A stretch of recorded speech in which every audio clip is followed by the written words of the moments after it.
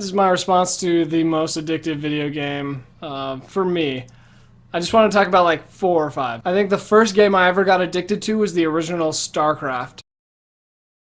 I mean, I did play like Red Alert and stuff, but that was the first game where I just played it a lot. Heroes 3 of Might and Magic, I played that one a lot too, you know, Warcraft 2 and stuff, but like StarCraft, that's the first one where I was like, I would sit on multiplayer for hours and hours, like for an entire summer I was just playing that game. StarCraft was amazing in the way that it had such a perfect balance of different races. I mean, you got the 3 different races. Protoss was my personal favorite. I loved carriers. I would get like an army of 24 carriers and just go at a base, and usually would tear it to pieces. However, I mean, they had awesome custom campaigns that people were making. They had great, just everything about it was awesome. The scale of the battles is what was the best thing for me, is that you have a 200 limit on your army, you know, on the 200 limit cap on the amount of units you can have on the map. And so when you're talking Zerglings, that's an option of having 400 Zerglings max in a regular game. And just the scale of the battles on this game were just amazing. And the ability to make your own maps, the ability to make custom maps that have different actions and stuff. I had a friend who made some really great maps on this game. And that's why this is one of it's the first game that I was really addicted to. I would play this thing, I wouldn't even eat lunch sometimes because I would get up, maybe a little bit of breakfast, and then I would just forget about eating, you know? Like, you're in game, you feel like you gotta finish. And that's what StarCraft was for me. The next one, Dynasty Warriors 3. I don't know what it was. There was just something about that game. Even though I know it's a button masher, blah, blah, blah, I still had more fun playing that game. Me and my brother. That's what I think that's probably the reason I loved it so much, was because of the co-op. Me and my brother could play for just hours and hours. We were upgrading our guy. Eventually we maxed him out, and we would try and fight Lu Bu, you know, on the hardest freaking level. So, I mean, it was a simple game, but at the same time, it was so much fun.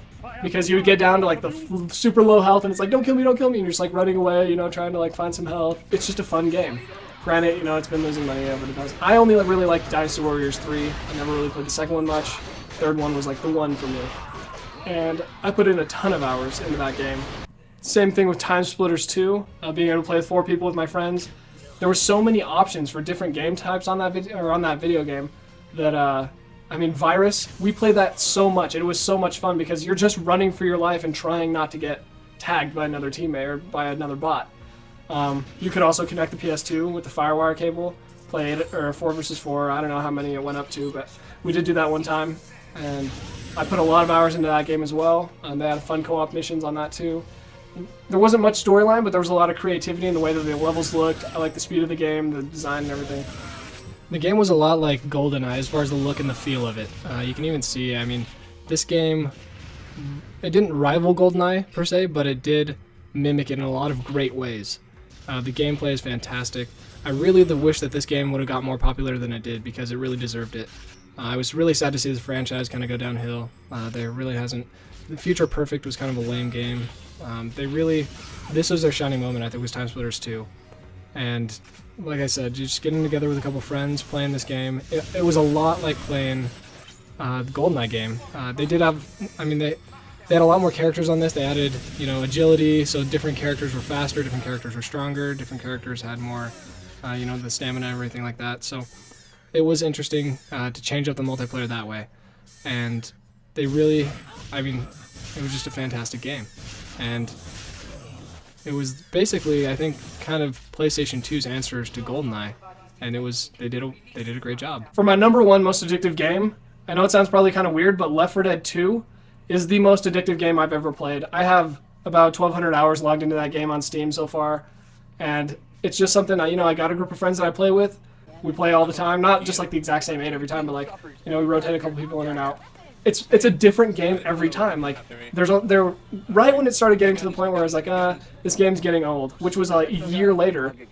They decided to release No Mercy as a map pack, or not a map pack, but a DLC. So then they also brought out the passing, the sacrifice. So they've kept adding to this game, and it's awesome for PC. I'm not sure. I think the Xbox people got charged for those updates, but for us, it's been free. People on the PC are able to create new campaigns that are downloadable.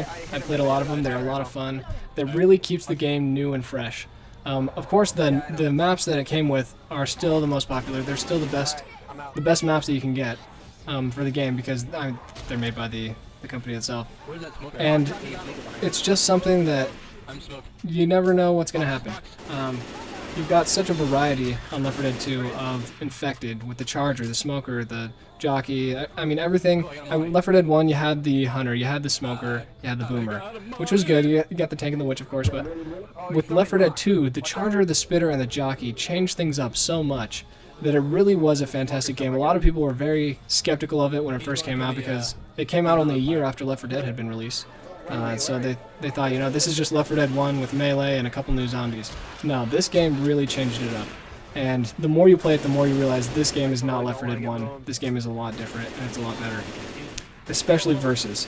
Versus is really pretty fantastic. So that's kind of my reasoning for this game being the most fun. Even survival mode. I remember that being my favorite point, actually, of the first Left 4 Dead was survival mode. Just wave after wave of zombie. There's so many modes on this game. They're making mutations for it.